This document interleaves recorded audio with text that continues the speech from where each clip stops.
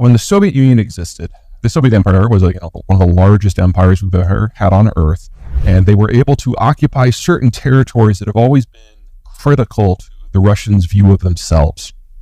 If you look at a map of population or farmland in Russia, they're going to perfectly overlap. You're talking about an area that starts at the Ukrainian border and stretches east into Siberia, and it's surrounded by a lot of open, flat territory. And so the Russians have tended to get invaded over 50 times in their history through those open, flat territories. So the Russian goal going back to Catherine the Great has always been the same. Expand beyond those flats until you can control the gateways that give access to the Russian space. Places like the Timur Gap in Central Asia, or the Altai Gap going to China, or the Baltic Sea coast. And when the Soviet Union existed, they controlled all 9 of the gateways. When it was reduced to rump Russia, they went from 9 to 1. And everything that Putin has done since has been about getting Russian boots into those gaps to secure it for the future. So we had the uprising in Kazakhstan. Russian troops went, that plugged the gap. We had the Nagorno-Karabakh conflict last summer. Russian troops went in as part of the peacekeeping group. They plugged the gap. The Russians invaded Crimea in 2014. They went in, they took it, they plugged the gap. And 2 of the remaining gaps are on the other side of Ukraine, specifically the Polish and Bessarabian gaps that in the past the Germans or the Turks have used to invade. So from the Russian point of view, this was always going to happen. The only question was timing.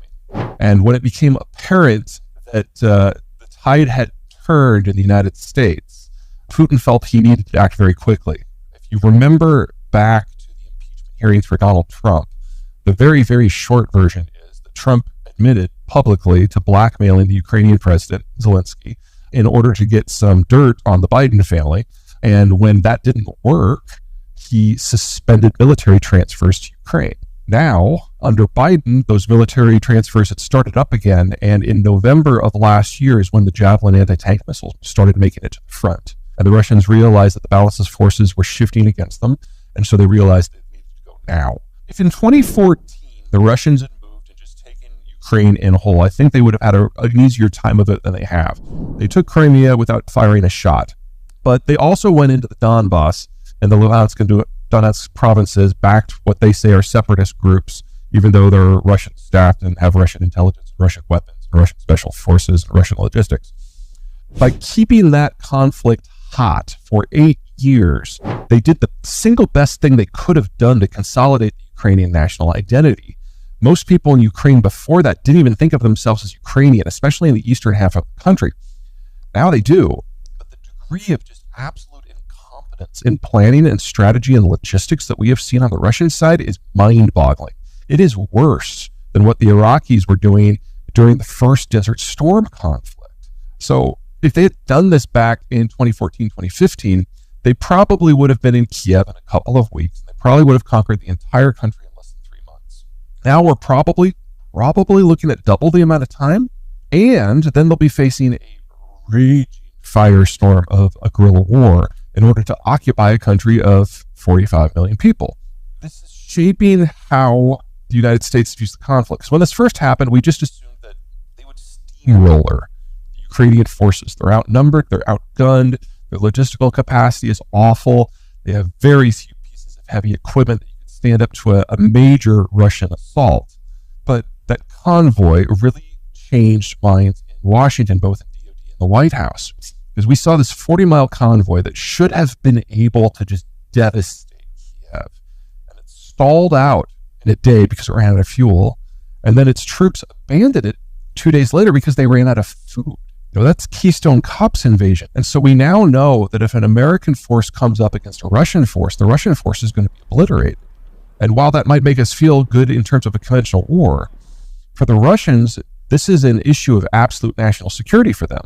And if American forces of any type become involved in that kind of conflict, the Russians will have 2 choices: a humiliating strategic withdrawal that they may never recover from, or escalate to nukes. So the plan in NATO, the plan in Washington now, is to feed as many weapon systems as we can into the Ukrainian space. Anything that does not require a fixed point support. So no planes, no fixed air defense assets, but lots of missiles, lots of vehicles. and keep the Russians locked down on Ukraine as long as possible. Because if they can't finish Ukraine to their satisfaction, there's no point in them then rolling further west to get to their real goals. So this has become the Russian killing field. That's the plan now, to make sure that this is the last war that Russia can ever fight anywhere. Bottom line is that Russia is one of the most insecure nations in human history. And in the roughly 800-year history of the Russian people, it's just been the story of invasion one after the other after the other. Russia proper, forget kind of the near abroad area. Russia proper has absolutely no barriers separating it from its neighbors. There are 11 major invasion routes. All of them have been used multiple times in their history. And the primary reason that the Russians are always so damn paranoid is because they're actually aware of their own history.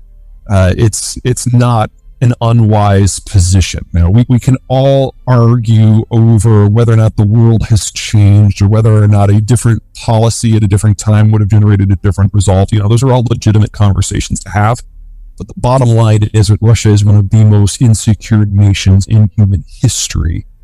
And in the roughly 800-year history of the Russian people, it's just been the story of invasion one after the other after the other. In addition, the climate patterns, not just the fact that it's a cool place, but the erratic nature of the jet stream as it goes over Russia means that they get floods and they get droughts. And there is no such thing as an average agricultural year. And that grinds on you. And simply ruling something like this, where the year in, year out challenges are so big from a security point of view and a financial point of view and a transport point of view and an agricultural point of view, it's no shock that this is not a land that is particularly fertile for democracy. So what do? You expand until you can build up a series of subject nations that are cannon fodder to fend off invasions, until you eventually reach barriers like the Alma-Ata Mountains or the Carpathians that you can kind of hunker behind. And the reason that the Soviet Union was a superpower is because they were able to do that in the closing days of World War II. And they were able to actually form a hard shell in a way that the Russians had never experienced before. That was piece one. Piece two, ironically, was the global order. Because when the Americans broke up all the empires, that included all the empires that had traditionally gone to war with Russia, whether it was Japan or Britain or Germany or whatever else. So the Russians found themselves in the most secure environment they had ever been in their history.